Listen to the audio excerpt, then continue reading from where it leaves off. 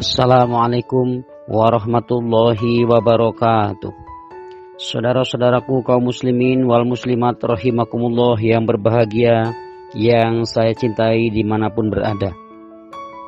Perlu kiranya untuk sama-sama kita mengerti dan pahami dengan sebuah nasihat bagus dari Rasulullah SAW dalam hadis Sahih Muslim, bihasbim ri'im minasyari ayyahkiro akhawul muslim. Cukuplah seseorang berbuat keburukan jika dia merendahkan saudaranya sesama muslim. Walaupun mungkin kita adalah seorang yang hebat, orang top, ulama jos gandos, kalau merendahkan saudaranya, ia itu cukup untuk menjadikan kita sebagai orang yang jelek, berbanding terbalik dengan manusia yang baik, yang selalu bermanfaat untuk sesamanya. Di dalam hadis riwayat Ahmad wa Tabrani, khairun nasi anfa'uhum linas. Sebaik-baik manusia adalah yang paling bermanfaat bagi manusia yang lain. Aktivitas rutin kita tiap hari, saudara-saudaraku, baik di lingkungan kita atau sekitar area masjid tempat pengajian kita, sering kita lihat dan kita jumpai serta kita saksikan. Ada mungkin orang iman yang rajin menyapu masjid, mengepel masjid, walaupun dia boleh jadi kurang cakap dalam membaca Al-Quran dan melafalkan dalil-dalil hadis. Ada juga orang iman yang rajin membersihkan kamar mandi dan tempat berwudu di masjid, walau dia kurang pandai dalam nasihat di atas mimbar atau podium.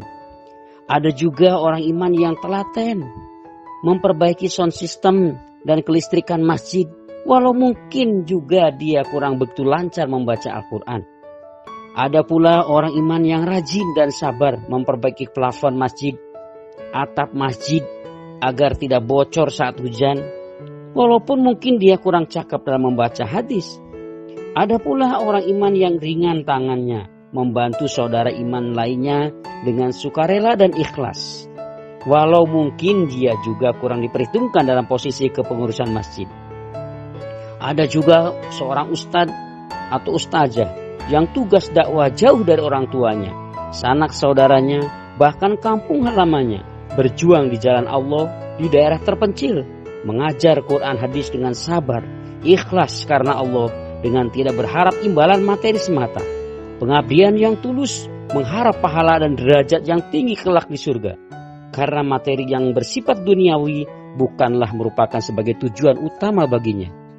Ada juga saudara-saudara kita yang sehari-hari mengerjakan amalan rutin, walaupun sedikit tapi kita tidak pernah tahu dia. Yang juga ada masih banyaklah ya contoh-contoh lainnya yang mana dalam kesempatan ini tidak dapat saya jelaskan secara terperinci. Amal ibadah, saudara-saudaraku, kaum muslimin wal muslimat rahimakumullah berbahagia, seperti itulah yang hakikinya disenangi oleh Allah Subhanahu wa taala. Walaupun mungkin sedikit-sedikit tapi eksis dan konsisten.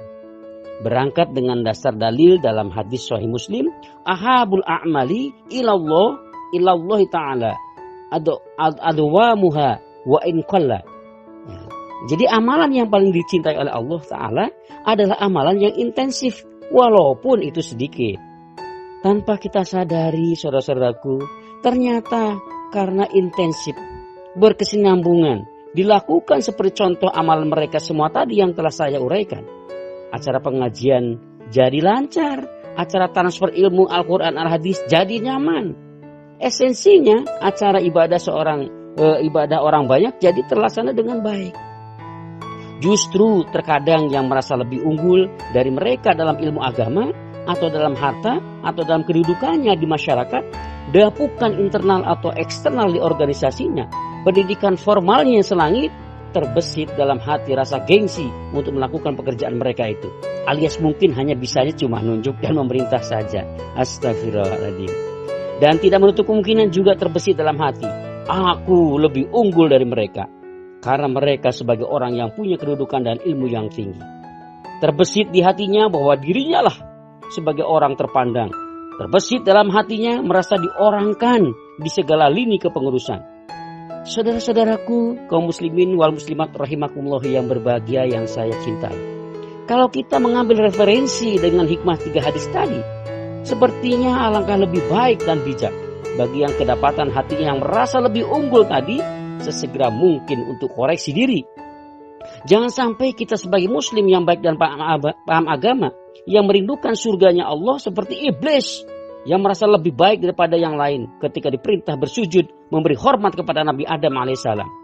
Qala ma mana'aka alla tasjuda id amartuk qala ana khairum minhu khalaqtani min narin wa khalaqtahu min tin. Apakah yang menghalangimu untuk bersujud wahai iblis kepada Adam itu di waktu aku menyerumu? Iblis menjawab, saya lebih baik daripadanya. Engkau ciptakan saya dari api, sedangkan dia engkau ciptakan dari tanah. Gegara sifat seperti inilah saudara-saudaraku bisa menyeret kepada kemurkaan atau ketidaksukaan Allah pada kesombongan. Innahu la yuhibbul mustakbirin. Sesungguhnya Allah tidak menyukai orang-orang yang sombong. Al-kibru batorul haqqi wa gomtu nas. Sombong adalah menolak benaran dan meremehkan orang lain. Selain itu, kesombongan akan menjadi penghalang menuju surga dan diseret ke dalam neraka. Na'udzubillahi min dzalik. Terkadang kelebihan ilmu, harta atau kedudukan, kalau tidak sering dikoreksi dengan dalil, akan menjebak pada diri kita dengan tanpa kita sadari. Merasa lebih unggul terhadap orang yang sebenarnya orang itulah yang lebih unggul daripada diri kita. Bukankah Rasulullah SAW telah menasihati kepada kita bahwa kita supaya selalu berusaha menjadi pribadi yang tawadu. Dan sesungguhnya Allah mewahyukan kepadaku untuk memiliki sifat rendah hati, yaitu tawadu. Janganlah seseorang berbangga diri, sombong, congkak, dan melampaui batas terhadap orang lain. Saudara-saudaraku kaum muslimin wal muslimat rahimakumullah berbahagia, demikian yang dapat saya sampaikan. Bila ada lebih kurangnya mohon dimaafkan. Semoga dengan penjelasan yang singkat ini Allah Subhanahu wa taala memberi manfaat dan barokah kepada kita semuanya, serta menambah ketakwaan kita kepada Allah Subhanahu wa taala dalam menetapi Quran hadis karena Allah hingga ajal mati kita masing-masing. Tetap semangat di dalam menjalani kehidupan, sabar, husnudzon billah, banyak doa. Apapun yang kita hadapi dalam kehidupan ini, jadikan sebagai pendekat diri kita kepada Allah Subhanahu wa taala dengan banyak berdoa.